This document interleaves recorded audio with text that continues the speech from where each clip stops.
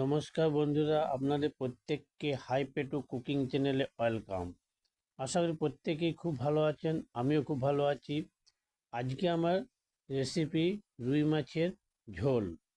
পুরো প্রথম থেকে একেবারে মাছ ভাজা থেকে ঝোল পর্যন্ত পুরো ভিডিওটা আমি আপনাদেরকে ডিটেলসে দেখিয়েছি। কোনো অংশ আপনারা স্কিপ করবেন না, দেখতে থাকুন, খুব ভালো লাগবে। চলুন দেখে নিই এই রুই মাছের ঝোল কিভাবে করলে সেটা অত্যন্ত সুস্বাদু এবং টেস্টি হবে। তো এর জন্য আমি বাজার থেকে 700 থেকে 800-র মতো একটা রুই মাছ নিয়ে এসেছি। একেবারে জ্যান্ত টাটকা রুই মাছ আমি কেটে নিয়ে এসেছি। তো প্রথমে আমি এই রুই মাছটাকে ভালোভাবে 2 থেকে 3 বার জল দিয়ে ভালোভাবে ধুয়ে নেব। তো দেখুন, এইভাবে রুই মাছটাকে ভালোভাবে প্রথমে জল দিয়ে 2 থেকে 3 বার ধুয়ে নেবেন। এতে কি হবে, রুই মাছের গায়ে যে পিচ্ছিল অংশটা রয়ে যায় সেটা ভালোভাবে ধোয়া হয়ে যাবে এবং মাছ ভাজতে আপনার খুব সুবিধা হবে, কড়াইয়ের গায়ে লেগে যাবে না। তো এইভাবে 2 থেকে 3 বার পরিষ্কার ঠান্ডা জল দিয়ে রুই মাছটাকে ধুয়ে নেবেন।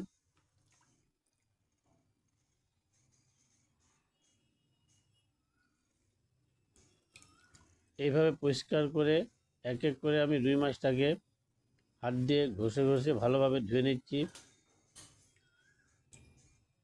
আর একটু লক্ষ্য রাখবেন মাছের গায়ে যেন কোনো আঁশ না থেকে যায়, সেটি লক্ষ্য রাখবেন। যদি থেকে যায় সেটা তুলে ফেলবেন।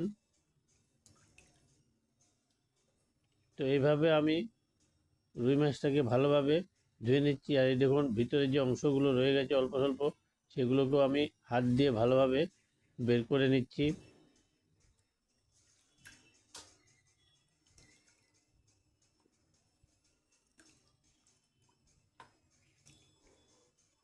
এভাবে এক এক করে মাছটাকে ধুয়ে নিতে হবে।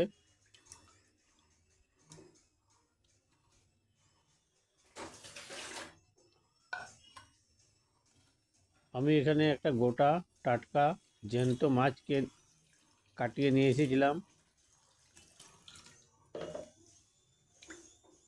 এরপর আমি আরেকবার মাছটাকে ধুয়ে নিচ্ছি।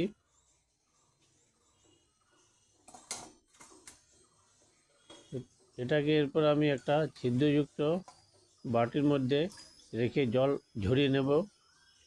দেখুন, আমার 3 পিস, 4 পিস, 5 পিস, 6 পিস, এখানে একটা নেজা 7টা পিস, আর নেজাটা নিয়ে 8টা, আর একটা মুন্ডু 2টো টুকরো। আমার 7টা পিস হয়েছে এখানে, একটা লেজা হয়েছে, আর একটা মুন্ডু 2টো টুকরো হয়েছে। এগুলোকে আমি ভালোভাবে জল ঝরতে দিয়েছি, কারণ জল যদি ভালোভাবে ঝরে যায় তাহলে আপনার মাছ ভাজতে খুব সুবিধা হবে। এভাবে আমি মাছটাকে 10 মিনিটের মতো ঢাক দিয়ে রেখে দিচ্ছি, যেন মাছের গায়ে থেকে সমস্ত জল ঝরে যায়। দেখুন, মাছ একেবারে শুকনো হয়ে এসেছে। দেখুন নিচে কতটা জল এখানে মাছের গা থেকে বেরিয়ে এসেছে। এইভাবে প্রথমে মাছটাকে ভালোভাবে ধুয়ে জল ঝরিয়ে নিতে হবে আপনাকে। এতে কী হবে, মাছ ভাজা খুব সুবিধা হবে। মাছ ভাজলে মাছ কড়াইয়ের মধ্যে লেগে যাবে না।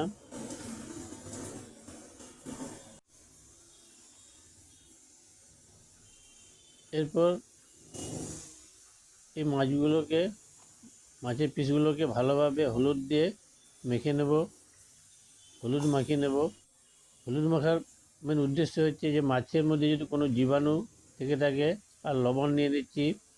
হলুদ এবং লবণ ভালোভাবে মাখিয়ে রেখে দেবো কিছুক্ষণ। এতে কোনো জীবাণু থেকে থাকলে সেগুলো জীবাণুমুক্ত হবে। এভাবে হাত দিয়ে ভালোভাবে প্রত্যেকটা পিস ভালোভাবে হলুদ এবং লবণ মাখিয়ে নিতে হবে।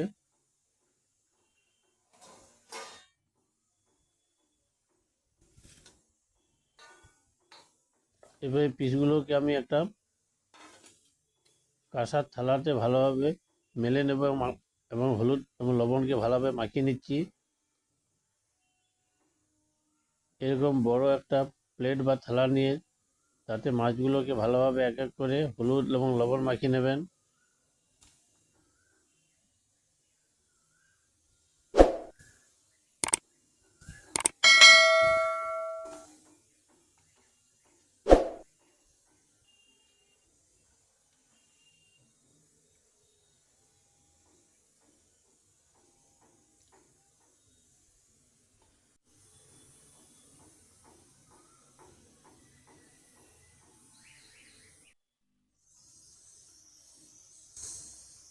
এরপর একটা পাতিলেবু নিয়ে নিচ্ছি। এই পাতিলেবুর রস আমি মাছের গুলোকে ভালোভাবে মাখিয়ে নেব। এতে মাছ যখন আপনি ভাজবেন, মাছের কোনো অংশ কড়াইয়ের গায়ে লেগে যাবে না, মাছগুলো গোটা থাকবে। আপনি যেমন খুশি উল্টে পাল্টে মাছগুলো ভেজে নিতে পারবেন, তো মাছগুলো শক্ত থেকে যাবে। এভাবে লেবুর রস আমি প্রত্যেকটা মাছের পিসে ভালোভাবে মাখিয়ে নিচ্ছি এবং উল্টে নিলাম। এরপর আমি আবারও সামান্য পরিমাণ লেবুর রস মাছগুলো গায়ে ভালোভাবে মাখিয়ে নেব।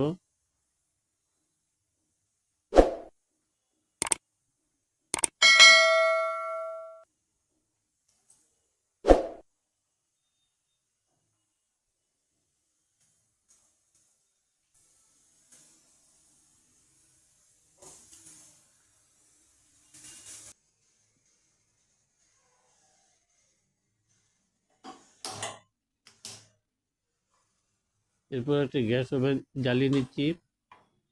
আমি এখানে একটা ফ্রাই প্যান চাপিয়ে নিচ্ছি। মাছগুলোকে প্রথমে ভেজে নেব। মাছগুলোকে প্রথমে ভেজে নেওয়ার জন্য আমি এখানে একটা ফ্রাই প্যান চাপিয়ে নিলাম। ফ্রাই প্যান গরম হয়ে এলে আমি এখানে সরষের তেলে মাছগুলোকে ভাজবো, তাই সরষের তেল এখানে আমি ইউজ করছি। এরপর সরষের তেলটাকে ভালোভাবে চারদিকে ফ্রাই প্যানে ছড়িয়ে দিচ্ছি এবং গরম হওয়ার জন্য কিছুটা সময় দিচ্ছি। আমি এখানে সামান্য লবণ দিচ্ছি।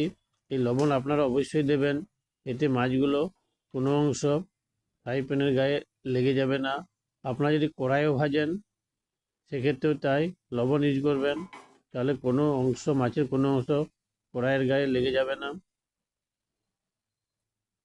এই ছোটো ছোটো ট্রিক্সগুলো আপনারা ফলো করবেন, তাহলে দেখবেন মাছ ভাজা খুব সুন্দর হবে। আর মাছ ভাজা যদি ভালো হয়, মাছের ঝোলও খুব ভালো হবে। এরপর আমি গরম তেলের মধ্যে আমি এখানে 4 পিস মাছ দিয়ে ভালোভাবে ভেজে নেব। মাছের নিচের অংশটা সামান্য একটু ভাজা হয়ে গেলে আমি এরপর মাছগুলোকে উল্টে নেব আস্তে আস্তে। দেখুন মাছগুলো কি সুন্দরভাবে উল্টে যাচ্ছে, কোনো অংশ ভেঙে যাচ্ছে না। এভাবে মাছগুলোকে সামান্য উল্টে পাল্টে ভালোভাবে ভেজে নেবেন। আমি গ্যাসের আঁচ সামান্য একটু বাড়িয়ে দিচ্ছি এখানে।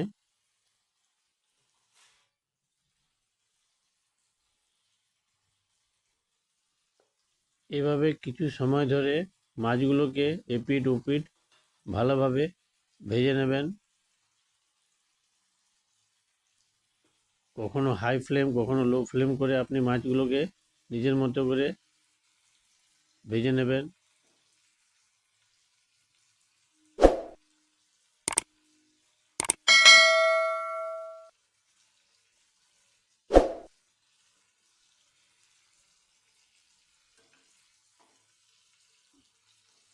দেখুন আমি মাছগুলোকে এপিট ওপিট ভালোভাবে উল্টে নিচ্ছি, কিন্তু কোনো অংশ মাছের কোনো অংশ কিন্তু ভেঙে যাচ্ছে না বা কোনো অংশ ফ্রাই প্যানের গায়ে লেগেও যাচ্ছে না। তাই আপনারা এই মাছ ভাজার এই টিপস অ্যান্ড ট্রিক্সগুলোকে ফলো করবেন, তাহলে মাছ কিন্তু খুব সুন্দরভাবে ভাজা হয়ে যাবে। কোনো অংশ ফ্রাই প্যানের গায়ে লেগে যাবে না।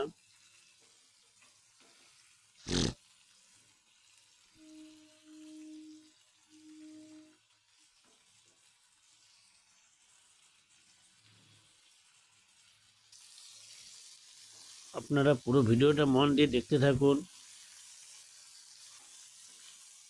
আর এই চ্যানেলের ভিডিওগুলো যদি ভালো লেগে থাকে তাহলে চ্যানেলটিকে সাবস্ক্রাইব করার অনুরোধ রইল। আর পাশে থাকা বেল আইকনটিও প্রেস করবেন, যাতে যখনই কোনো নতুন ভিডিও আপলোড করা হবে সবার প্রথম আপনাদের কাছে পৌঁছবে। দেখুন আমি কি সুন্দরভাবে মাছগুলোকে উল্টে পাল্টে ভেজে নিচ্ছি।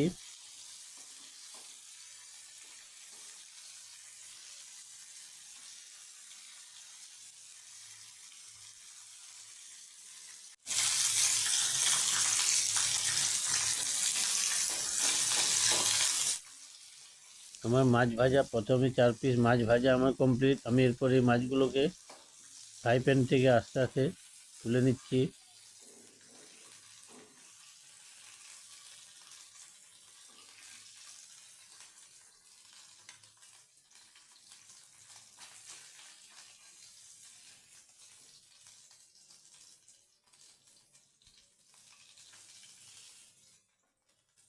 দেখুন 4টা পিস আমার ভাজা কমপ্লিট। এরপর আমি আবার সামান্য একটু সর্ষের তেল অ্যাড করে নিলাম। এরপর বাকি যে পিসগুলো আছে সেগুলোকেও আমি এইভাবে একই রকম প্রসেসে ভেজে নেব। দেখুন তেলটাকে আমি চারদিকে একটু ছড়িয়ে নিচ্ছি, যাতে ফ্রাই প্যানের প্রত্যেকটা অংশে তেল লেগে থাকে। এরপর আমি বাকি পিসগুলোকেও ভালোভাবে ভেজে নেব। দেখুন বন্ধুরা, মাছ আপনি যত সুন্দরভাবে ভাজতে পারবেন মাছের ঝোল কিন্তু ততটাই টেস্টি এবং সুস্বাদু হবে। তাই প্রথমে আমাদেরকে মাছ ভাজা ভালোভাবে শিখে নিতে হবে। কীভাবে মাছ ভাজলে সে মাছ গোটা থেকে যাবে, কোনো অংশ ফ্রাই প্যান বা কড়াইয়ের গায়ে লেগে যাবে না। তো দেখুন আমি এইভাবে প্রথমটা উল্টে পাল্টে ভেজে দিচ্ছি, কোনো অংশ কিন্তু আমার ফ্রাই প্যানের গায়ে লেগে যাচ্ছে না বা কড়াইয়ের গায়ে লেগে যাবে না।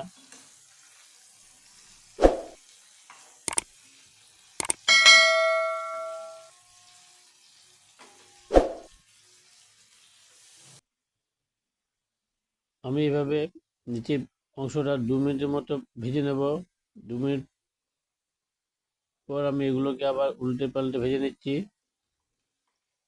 এভাবে আপনারাও কিছু সময় ধরে এপিট ওপিট ভালোভাবে ভেজে নেবেন মাছগুলোকে। তো বন্ধুরা, মাছ না ভেজেও কিন্তু মাছের ঝোল করা যায়, সেরকম একটা ভিডিও আমি আপনাদেরকে এরপরে দেখাবো। মাছ না ভেজে মাছের ঝোল কীভাবে করতে হয় সে নিয়েও আমি ভিডিও আপনাদেরকে দেখাবো।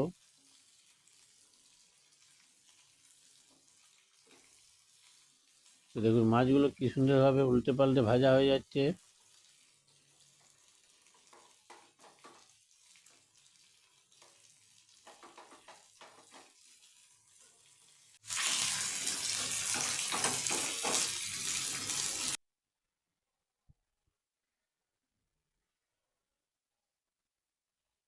এইভাবে কিছু সময় ধরে মাছগুলোকে ভেজে নেবেন। দেখুন মাছগুলো আমার ভাজা হয়ে গেছে, তো আমি এগুলোকেও তুলে নিচ্ছি একটা থালার মধ্যে।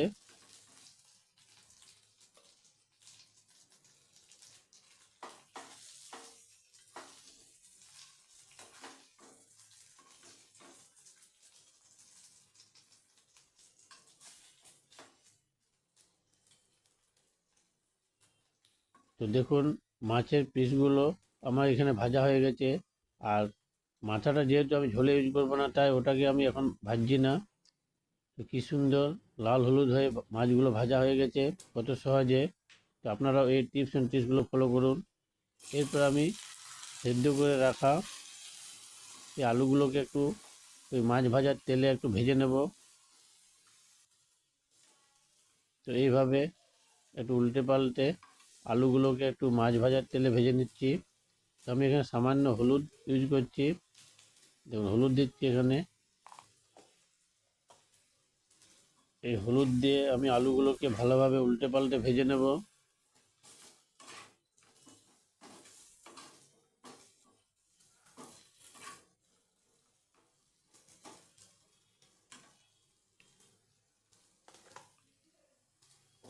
সামান্য লবণ এখানে যোগ করছি।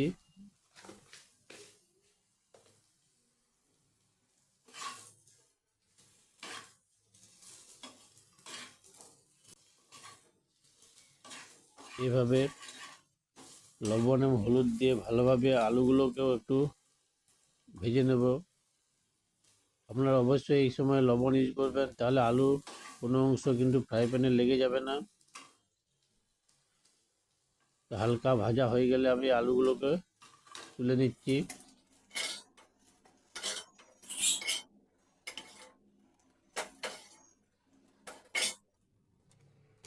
দেখুন আলু ভাজা আমার খুব সুন্দরভাবে হয়ে গেছে। আমি আজকে এখানে মাছের ঝোল আলু দিয়েই করব। আপনারা চাইলে এখানে পেঁপে ইউজ করতে পারেন। এরপর আমি কড়াই চাপিয়ে দিয়েছি। এখানে আমি সরষের তেল দিয়ে দিয়েছি। সরষের তেল একটু গরম হয়ে গেলে আমি এখানে পাঁচফোড়ন দিলাম ফোড়ন হিসাবে। ফোড়নটা ভাজা হয়ে যেতে আমি কুচানো পেঁয়াজ এখানে আমি দিয়ে দিচ্ছি। এই পেঁয়াজটাকে আমি ভালোভাবে ফোড়নের সাথে ভেজে নেব।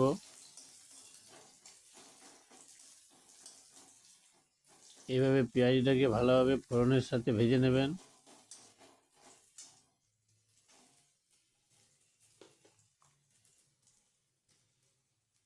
আমি সামান্য এখানে লবণ যোগ করে নিচ্ছি। এতে পেঁয়াজটা খুব সহজেই অল্প সময়ের মধ্যে ভালোভাবে ভাজা হয়ে যাবে, নরম হয়ে আসবে। তো বন্ধুরা, আপনারা যখনই পেঁয়াজ ভাজবেন অবশ্যই সঙ্গে সঙ্গে একটু লবণ দেবেন। এতে পেঁয়াজটা খুব সহজে ভাজা হয়ে যায়, এটা মজে আসে, নরম হয়ে যাবে।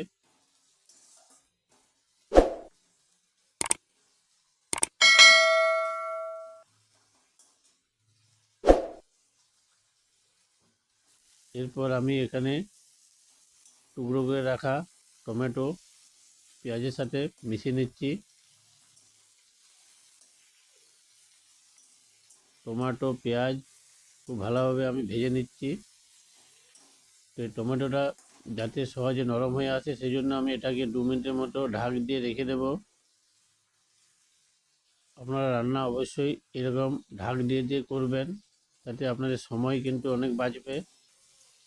তো দেখুন টমেটোটা কতটা নরম হয়ে এসেছে।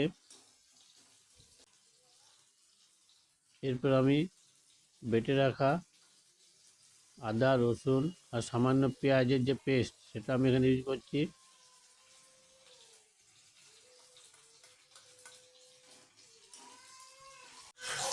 এইভাবে আদা রসুন পেঁয়াজের পেস্ট দিয়ে ভালোভাবে এটাকে ভেজে নেবেন।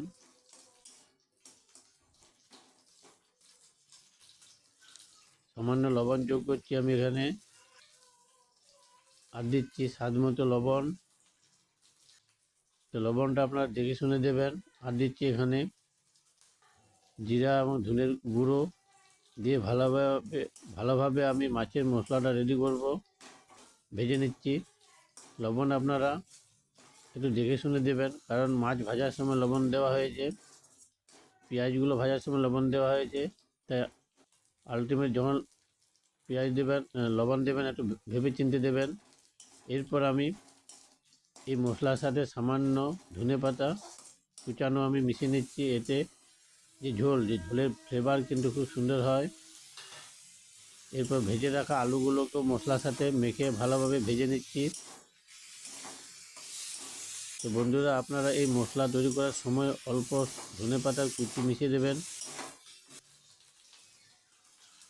এরপর ওই প্লেট ধোয়া যে জল আলু ভাজা সেই জল আমি এখানে যোগ করে দিচ্ছি।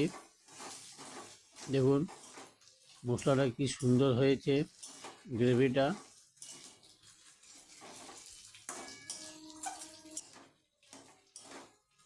আপনারা এখানে চাইলে আলুর বদলে পেঁপে ইউজ করতে পারেন।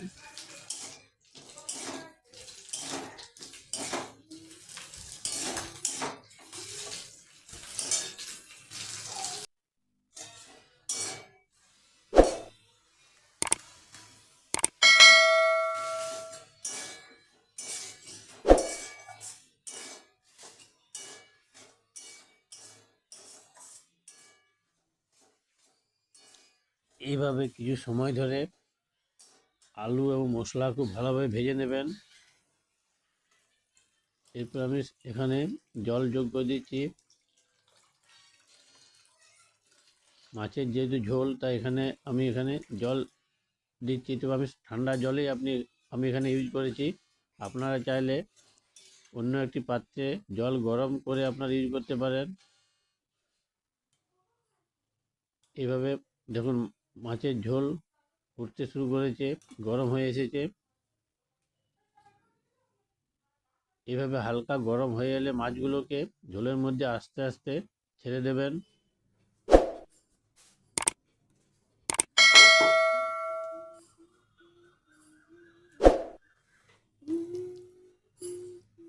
এই মাছগুলো দিয়ে ঝোলটাকে ভালোভাবে ফুটিয়ে নেবেন।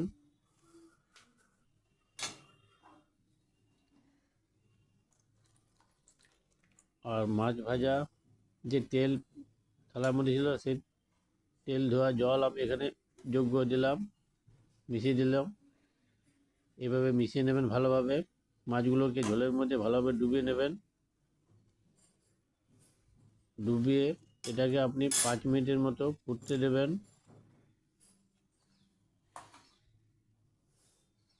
5 মিনিটের পর এটা ফুটতে শুরু করবে।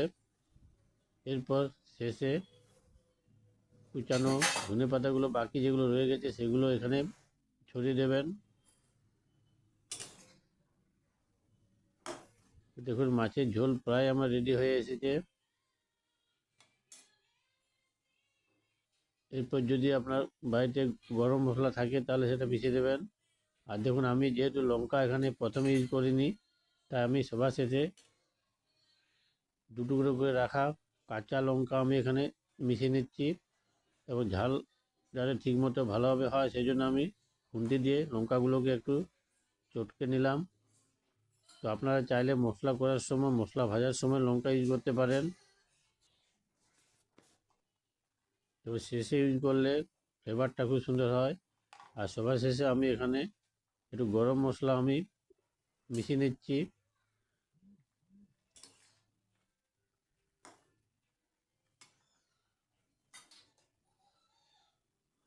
তো দেখুন মাছের ঝোল কি সুন্দরভাবে ফুটতে শুরু করেছে এবং কালারটা কি সুন্দর হয়েছে।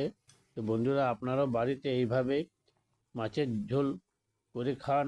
আর কেমন হচ্ছে সেটা অবশ্যই কমেন্ট করে কমেন্ট বক্সে জানাবেন।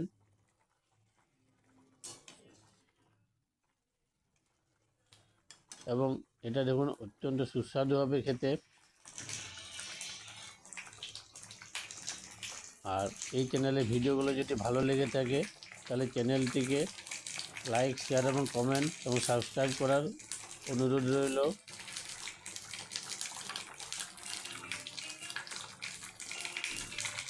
তো আমার মাছের ঝোল কমপ্লিট, আমি গ্যাসের আঁচটা বন্ধ করে দিলাম।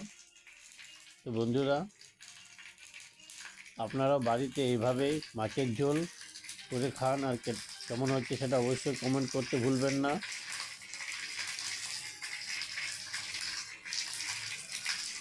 আর এই চ্যানেলে ভিডিওগুলো ভালো লাগলে অবশ্যই কমেন্ট করবেন আর সাবস্ক্রাইব করার অনুরোধ রইল। প্রত্যেকে ভালো থাকুন, সুস্থ থাকুন, stay safe, stay healthy. Thank you.